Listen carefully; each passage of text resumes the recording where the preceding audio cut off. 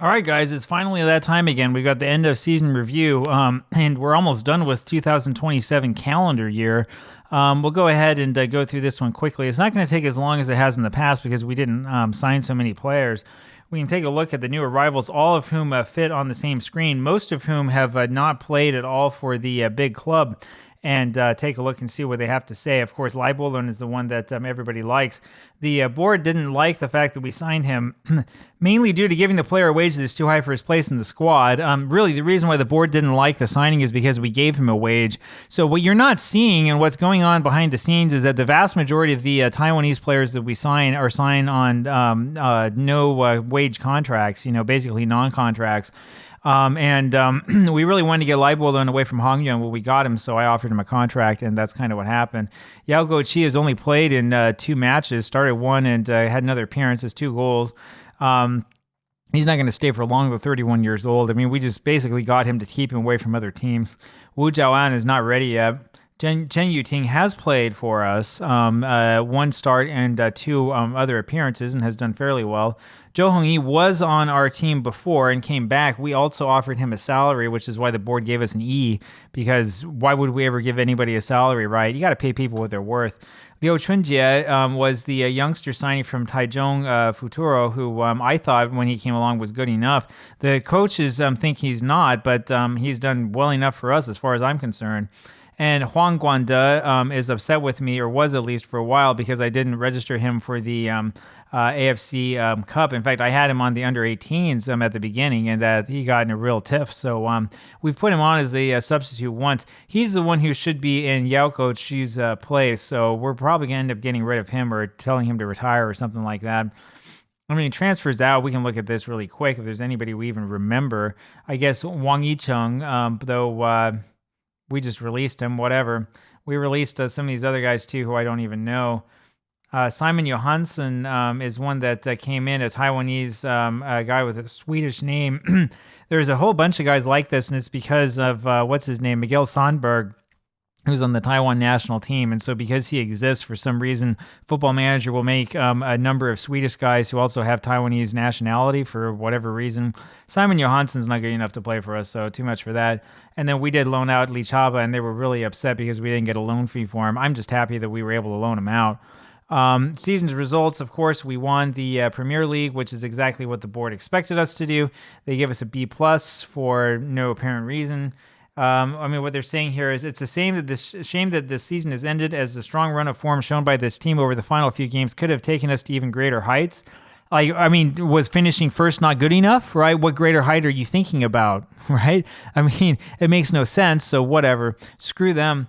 And then AFC Cup, so far they've given us a B- for reaching the interzone playoff, even though they said we want to reach the AFC Cup proper, which we have already done.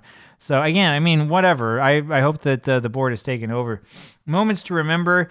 So there were some big moments to remember. I guess that our dismantling 6-1 of Kanoa is one to remember. Although I thought our other match against them was probably more memorable. There was this 3-1 victory against Taichung, I guess, was a match to remember. Oh, no, that's the biggest win. I'm sorry. This was the match to remember, I guess, for some reason. I don't know why. And then the goal of the season came from Menegong in this AFC Cup match, and I don't even remember that one. So it is. Take a quick look here at the finances and sort of see how things are going. Our sponsorship money is the same. I don't know when we get new sponsorship money in. At some point in time, we will. So we'll be able to look at that and see how that's actually changed. We haven't gotten that in yet. No competition prize money still. Corporate and hospitality money went up. That was after we won the league. Broadcast revenue has also gone up because of the AFC Cup. And matchday and commercial retail, of course, has gone up. And 1, 2, 3, 4, 5 of these players, the 5 most sold shirts, are all foreigners. So that doesn't bode well for our Taiwanese guys. We sold 65 shirts. So I guess that's pretty good. I don't know, how many Taiwanese football shirts do you see out there? Huh? How many? I mean, have you even seen one? I don't even know if you can find a shirt for the Taiwanese national team. And by the way, I can say this being married to somebody from Taiwan, most citizens of Taiwan are probably not aware that they have a national football team. This is the way that we lined up in theory. Hu Shichan, as you recall, was the striker for a good period of time this season, although Nene probably played striker more than Hu Shichan. Nene ends up being down here because he played so much time afterwards once we put Husherchan in the under 18s. So Nene and Daye were missing Silla, and he should be out there. Feng Xiaoqi, Lingguanda, Chen Chengju, and Menegong. Of course, Feng Xiaoqi and Menegong have been there this whole time. Lingguanda did start quite a bit there. And then Bamba, Cai Yuting, and Huang Chiwei there for the three in the back, along, of course, with Li Chaba, interestingly enough, before he was put on his loan. Accolades for the season. We have won the league. I won the Coach of the Year for the second year running, which is not too hard. I'm still a member of the Taiwanese Hall of Fame. In fact, they're saying that I'm the best coach in the history of the country, which is something that I think I definitely deserve.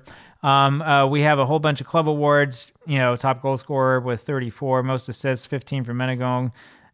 Nene had 8 player of the match awards. He had a 7.8 rating, and so on and so forth. We did have records broken as well, and quite a few of them. Most goals in a season, most league goals by a player in a season, most goals by a player in a match, and so on and so forth. I think some of these are team records instead of being a competition record. And Nene ended up getting the most valuable player award, though he did miss out on the Golden Boot award. We talked about that, I think, last time. He missed out because there was some 17-year-old kid who we're not going to sign who ended up winning it. So there'll be a bit of a rivalry. That was from AC Taipei, who finished in second, a distant 11 points away from us. But we have to be very careful because they're coming up there. Now we look at our favorite part, which is the dynamic manager timeline, which is mostly useless. Award, prolific scorer, award here. Chen Yuting, future star, maybe. I don't know. We'll see. The deal to sign Ndaye was held as the signing of the season. That was for last year. I'm not sure why that shows up there because we hired him way back here. Clearly because he broke the club record for goals scored in the season back here when he scored 15. And so on and so forth. So there you have it. That is the end here of our season in review. If Sports Interactive is watching this, and they're not, but if they do stumble across this video, I would say I like the timeline, but it would be nice to have some things updated with the season in review in general. I say I like the timeline. I like the season in review. The timeline itself is worthless. You can go ahead and get rid of that. They need to make sure that there's not so much junk on it and do some stuff that's actually meaningful. So there you have it. Cai Yuting should stay in the Chinese Taipei squad. I agree with that. And we're going to have another match for you tomorrow. That will be the next match in the AFC Cup. So we'll see what we can do to get us to that point. And here's our all-time squad, by the way. And is there anybody that we don't recognize? No, we recognize every single one of those names. That's the way that it should be. So we'll talk with you again tomorrow. See you then. Bye.